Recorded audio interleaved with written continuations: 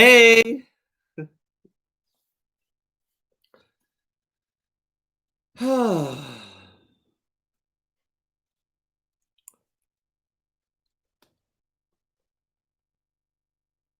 Sorry. I was like talking in my mind. Welcome. It is 8 p.m. on Thursday, January 7th, 2021. My name is Jarrett Earl Casey, and I'm here at my apartment in Midvale, Utah. Woo. I just finished watching Real Housewives of Salt Lake City. It was their Sundance episode. And it's kind of crazy. I started watching it, and I'm really slow. I don't watch it every week. I just kind of when I'm like, I should watch that, and then I watch an episode. So I started watching it. I don't know, late November, maybe early December, and I immediately fell in love with all of them. I was like, oh my gosh, I love them so much. I love Mary. I love Jen. Ow. I love Meredith. Lisa's cool. Heather's cool. I love Whitney. And I just thought, wow, what a cool show. And I remember seeing Mary. I mean, crazy. It's crazy Real Housewives. So you've got like brand name everything. They all look like Irish travelers or something. But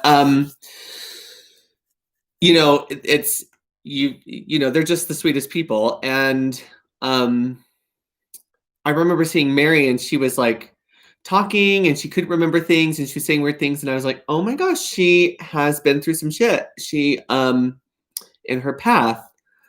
And she's like waking up, and she's having trouble like connecting things, and I've seen that, and I know that. And I was just like rooting for her because I thought, wow, what an amazing person. That can be such a difficult thing to go through. And we've all been there. So I immediately was hooked. And then as I kept going, I was working at the restaurant, and I started feeling Jen and Whitney and Mary. Well, so first Jen and Mary, I was up at my parents' house. I could feel them checking in. And Mary was like right there with me one morning. We were like, I was talking, and I was like talking like her, but and then Whitney checked in on me at the restaurant, which was a little more strange. She's a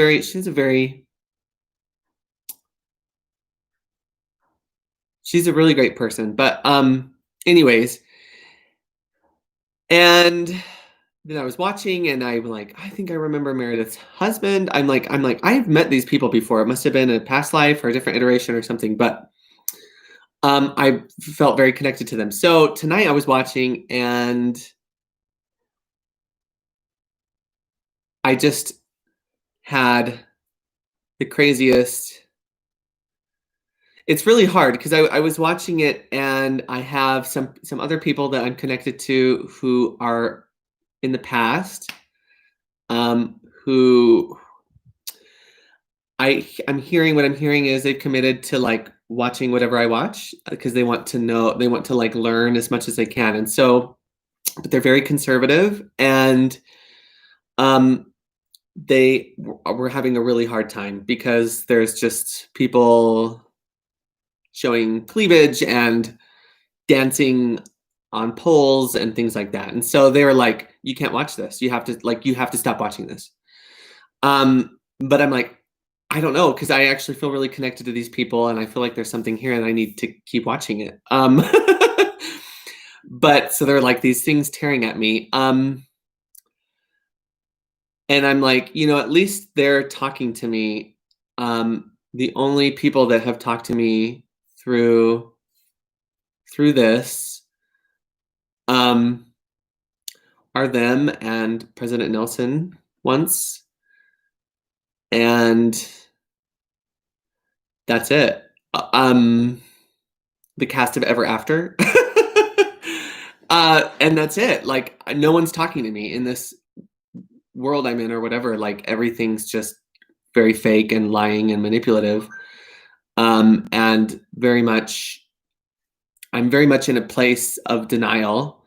And so for me, I'm like, I'm gonna watch Real Housewives because then I can interact with people that I know are like loving, caring people. Um, because here I don't get that at all. Even though they're like interfacing with me sometimes, I don't get that from people here. It's just very much all a lie. Um,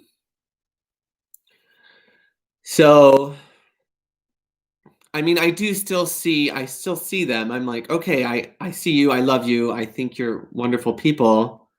And every once in a while I get that too. Somebody will see me or give me kind eyes or a warm energizing hug or something.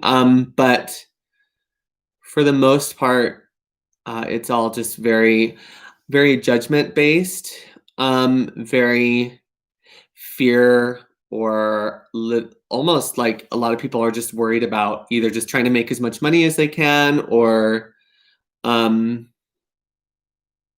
build a case for a court case or tear these people down or get rid of these people or these people don't deserve this or that. It's just all very judgment and fear and punishment based where I'm at right now. And very, very manipulative.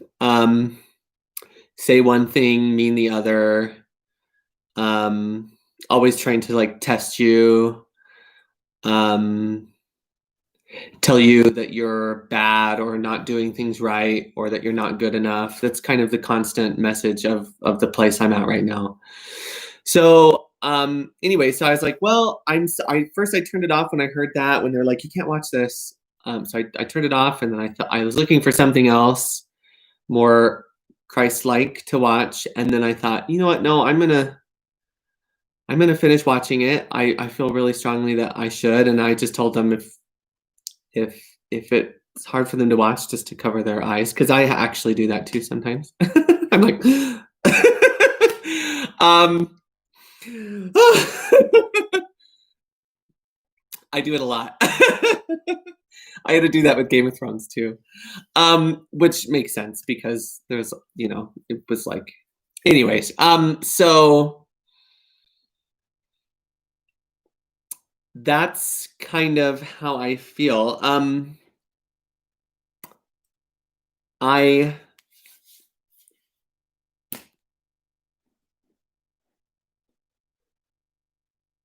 um I applied for a couple jobs today. I'm very nervous about that. I don't There was like so many cute, not cute, but perfect like HR payroll coordinator jobs that pay like exactly what I should maybe hopefully be making right now at the very least. um just to pay my bills and keep going and not I made so much progress in the last 6 months. I don't want to fall back behind. But I'm like, I don't know if I can work those. This whole thing is still expanding, and I put on Facebook. I was going through this thing where I'm like, I just don't know. I mean, no one's ever spoken to me about anything psychic or telepathic, and I spoke to an employment lawyer, and he said, legally, you're fine. You can get whatever job you want, unless unless it like becomes real, if that makes sense. He's like, you don't have a liability. He's like, you may want to disclose that you're thinking that you suspect it, in an interview or at the beginning of employment. But he's like, but really, there's no, you're not doing anything wrong, and there's no, it's just something you're thinking. So, I mean, that was kind of the gist of what he was saying. But I thought, okay, well, thank you. I'm trying to figure out ethically, like, what I should be doing. And so I decided, well, I'm going to try and see what jobs besides like construction. Although I did think about that. I thought I just need a car to get there. Ugh, I don't want to work construction, but it would be a job where having telepathic connection to people wouldn't do any harm, I don't think. Um, But I tried to settle for jobs. I'm like, okay, if there's a job just where like I'm not working with people's social security numbers and addresses, but no matter what job you have, you're going to see names, phone numbers, and emails. It's just you call people by name, you dial phone numbers, and you send emails. It's just going to happen. So I applied for a assistant property manager job where I thought it would probably be limited to just those things. I applied for a supervisory Starbucks position. um, Data entry for a dog website. I don't know. I figure it's just data entry for dog data. and but I really want this HR coordinator job. I'm like, and I have two minds on it. One's going, Jarrett, you can apply for those jobs. You are like pre-approved to do HR or real estate. You need to apply for those jobs. You need to apply for the best jobs you can get and just still be honest. And then the other part is going, nope, if you do that, then you're a terrible person. We can't recommend you as an honest person. You just need to figure something out. And I'm like, if anybody could just talk to me about what my options are and like what's okay and what isn't, that would be great, because this is all very confusing and I feel very frustrated. And I really am a good person. And as I've been awakening, the voices in my head that say they can hear me, that respond to me, apparently they've been able to hear my thoughts my whole life. And I've worked with sensitive information for a long time, and nothing's ever happened. No one's ever been compromised. My understanding is they had like protections put in place so that I could live a normal life.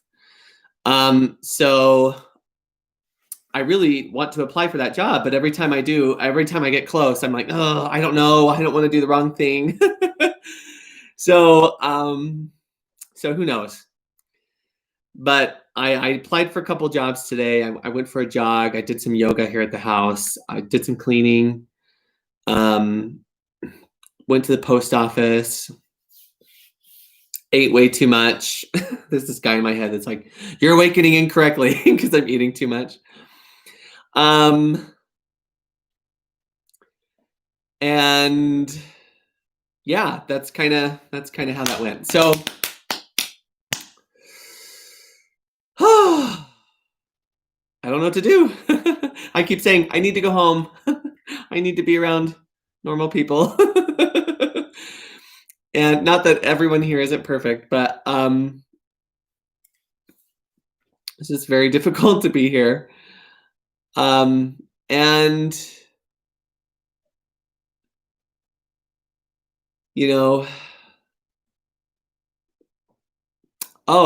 then they keep saying I need to join the church down here. And I'm like, I'm not even sure I want to join. I mean, I would love to join the church. I really would. And when I say the church, I mean the Church of Jesus Christ of Latter-day Saints. It's just that I haven't completely given up on finding love and getting married. But some people say that that's not important. And not that it's not important, that there are more important things, and that I just really need to join the church. And so it's like, okay, well, if that's the case, then you just have to just kind of sit me down and tell me that and kind of lay it out for me and help me understand why. But I'm willing to give up some of my dreams for my life, even though I feel like those dreams are the whole reason why I even came here. But and to join the church and to live by the word of wisdom and those types of things. But my understanding is that that's not required.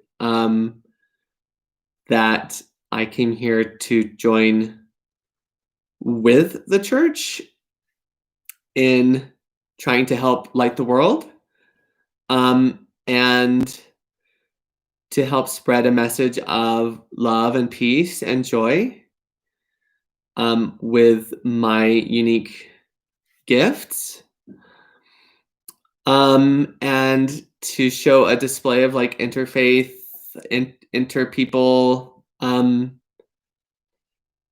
Christ-like love and joining and cooperation.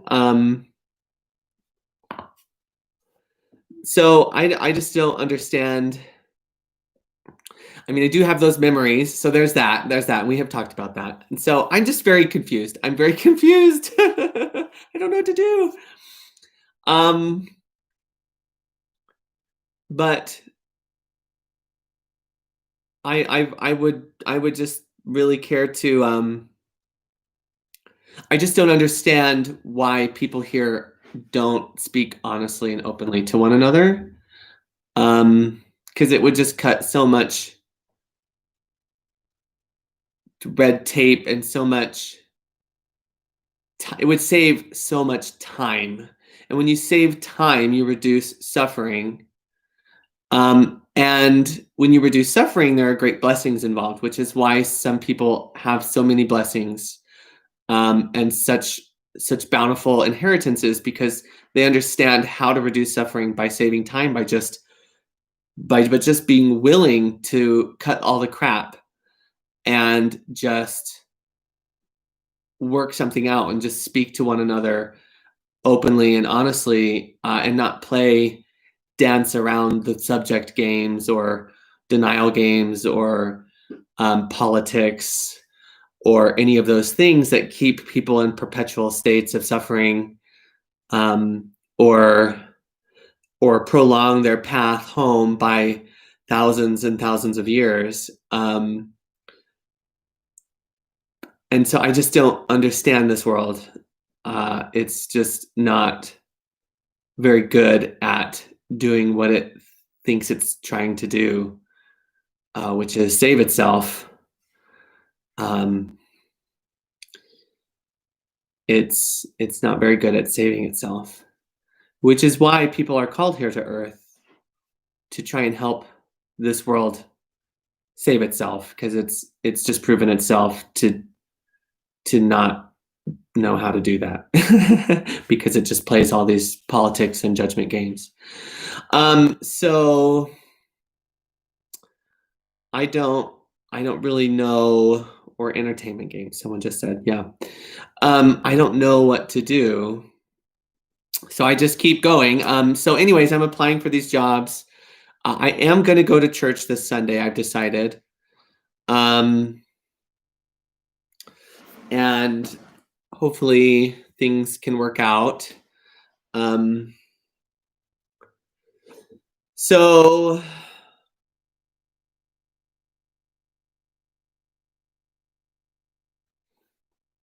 yeah, anyways, blah blah blah blah blah. Let's do another lesson, and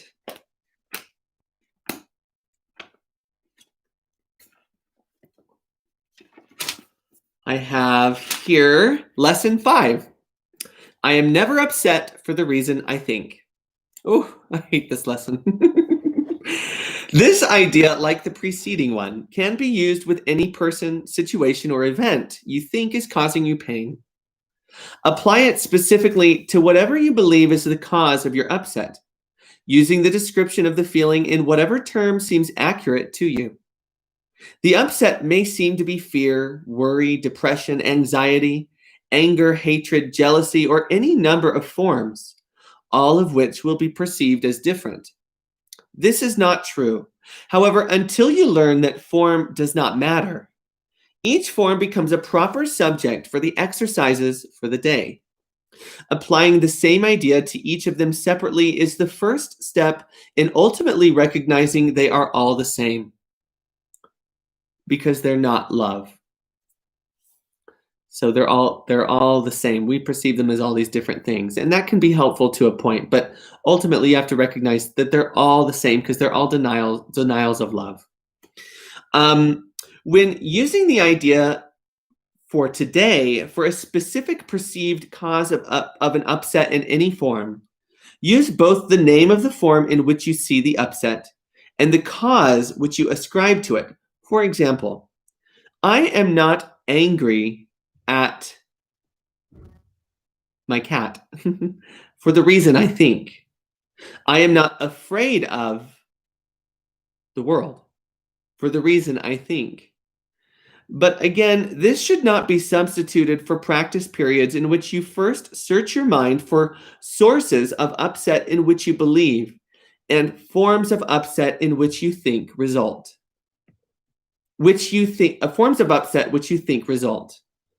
In these exercises, more than in the preceding ones, you may find it hard to be indiscriminate and to avoid giving greater weight to some subjects than to others. It might help to precede the exercises with the statement, "There are no small upsets. They are all equally disturbing to my peace of mind." So any upset, whether you perceive it as, oh, the worst upset of your life, or just this, oh, I literally can't even with my loved one or something right now.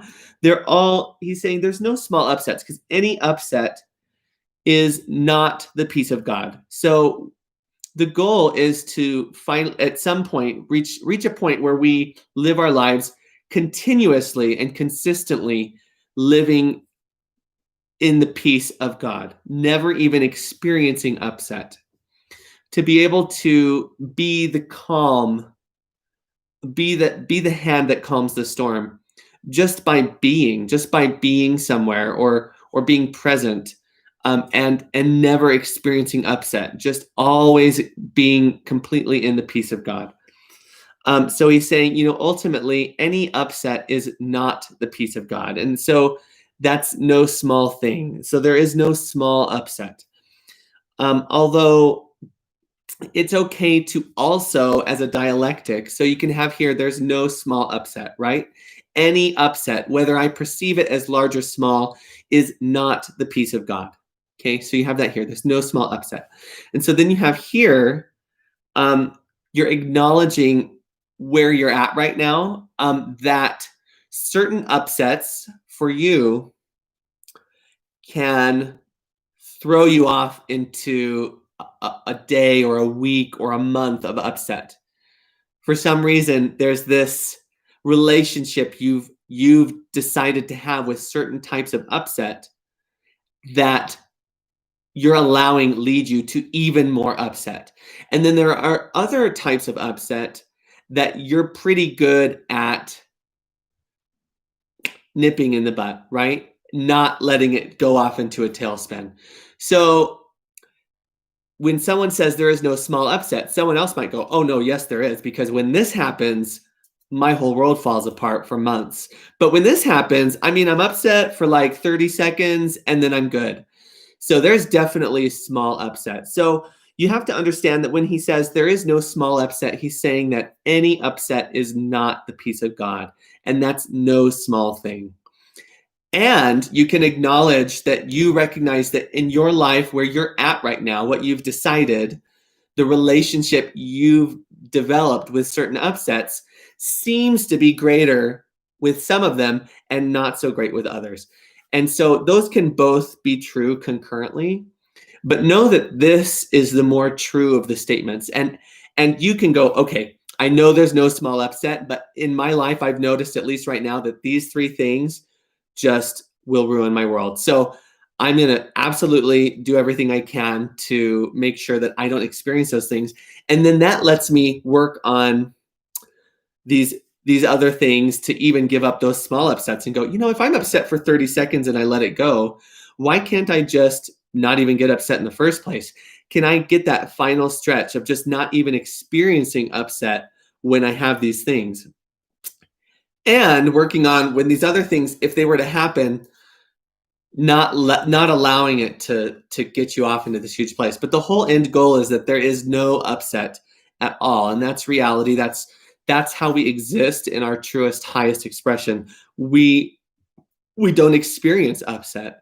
We exist wholly and completely in the peace of God in every moment, even here on earth. And so we're just pure and perfect calm and peace at all times. So that's not me right now. I get upset so often, but know that as you develop and advance on your path, and as you move forward and you continue to choose God and choose his will for you and to choose the kingdom and stand vigilant for the kingdom, that's how you'll progress. You'll start to become more and more peaceful in every moment.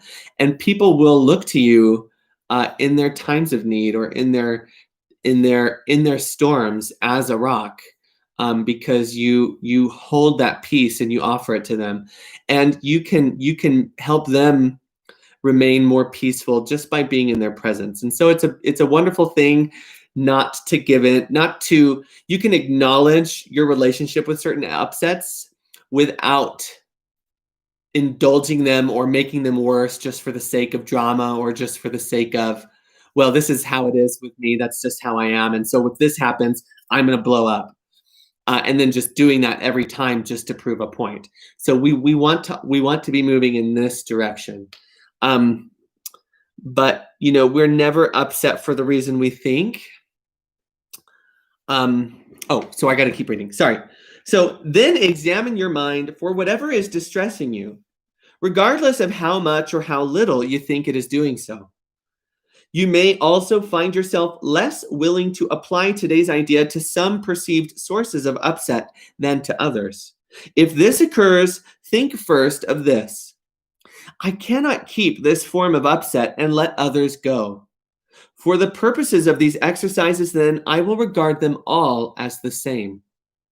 Then search your mind for no more than a minute or so and try to identify a number of different forms of upset that are disturbing you, regardless of the relative importance you may give them. Apply the idea for today to each of them, using the name of both the source of the upset as you perceive it and the feeling as you experience it. Further examples are: I am not worried about the future for the reason I think. I am not depressed about the past for the reason I think. 3 or 4 times during the day is enough. So this is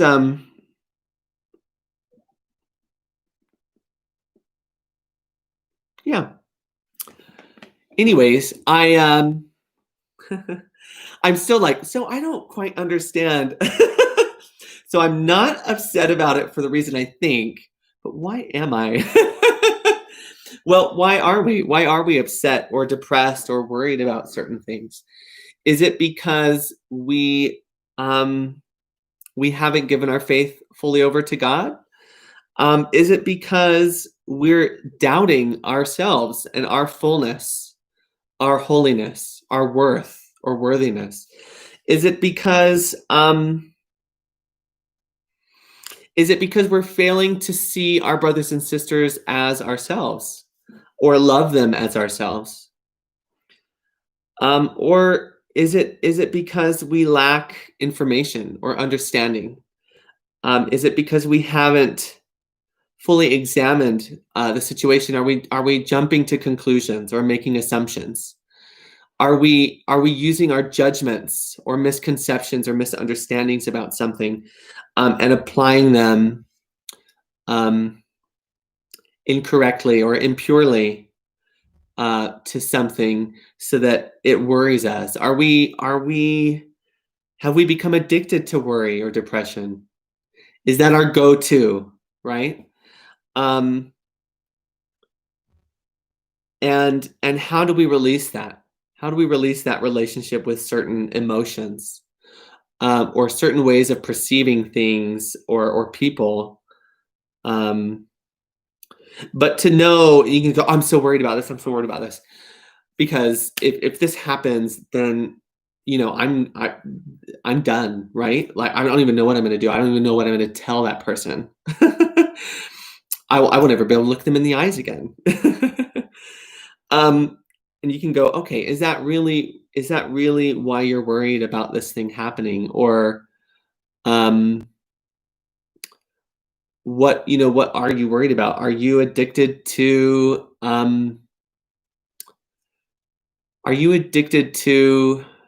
denying your own recovery? I mean, why are you afraid to see that person? Did you lie to them? Are you addicted to lying to those people or to that person?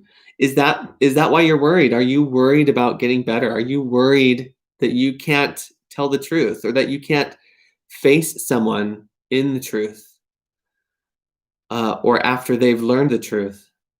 Is that what you're addicted to? Is that what you're worried about? Are you worried that people might find out something that isn't perceived as painting you in the best light? Are you worried you can't recover from that? Are you worried that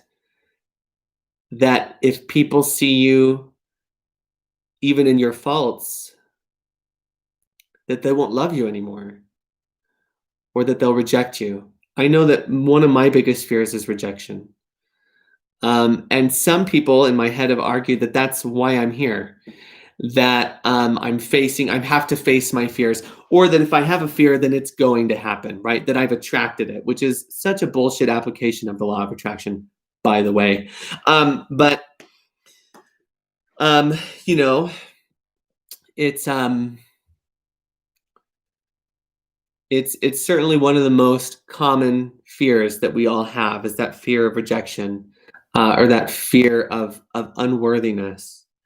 And a lot of our worries or depressions or upsets can be boiled down to something like that. And so I want you to know that you are worthy, you are perfect, you are loved, you are lovable, and you are loving, you are love. And whatever it is, you can get through it. And the truth will always set you free. So everyone, have a wonderful night. I love you. And I will speak to you tomorrow. Oh, sorry. Let's read a scripture. Yeah. Oh my gosh. We'll read gosh. Be gosh. I love saying stuff like that.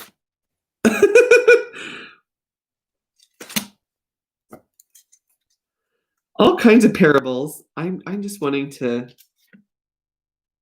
That does not say that. Jesus, the light of the world. Okay, let's read this. This is John 8:12. Then spake Jesus again unto them, saying, I am the light of the world. He that followeth me shall not walk in darkness, but shall have the light of life. The Pharisees therefore said unto him, Thou bearest record of thyself, thy record is not true. Jesus answered and said unto them, Though I bear record of myself, yet my record is true. For I know whence I came, and whither I go.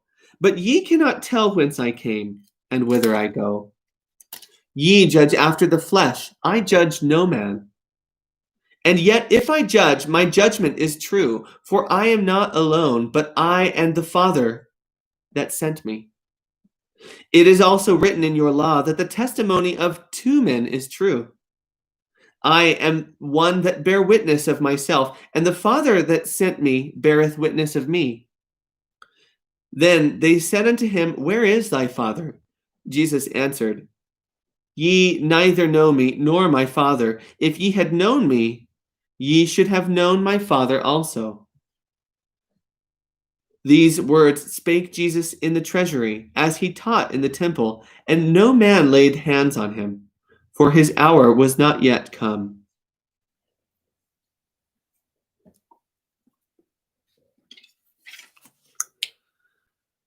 Well, Jesus is the light of the world, and so are each of us, right? We are the light of the world. You carry the light of the world within you, just as Christ abides within you. So just know that I don't know, I think of it this way, but if Jesus says something about himself, just know that he sees you the same. He sees you the same. He doesn't see himself as any better than any of us. He loves us all perfectly. He knows everyone's name. He knows everything about you. And he will be the first to tell you that you're the light of the world. And he's not here to judge you. Though if he were to judge you, as he says, his judgment would be true. And that which is true is that which is of God. It's pure and perfect love. It's the kingdom. That's the only true judgment there is. And that kingdom is your natural inheritance. And you'll have people tell you that it isn't. And, it may seem like they're right because we're not there, right? We're here. So, but just know that as you move your life to truth, as you step into your light, the light that you are, the pure and perfect love that you carry always to deliver to the world, that you'll start to know that that really is true.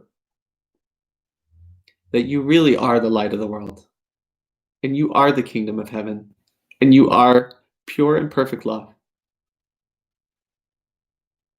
And we can help each other remember that, and we can see that for one another. We can see that in one another, and we can help one another bring that out. And I think that's why we're here, to join one another in that high and holy purpose.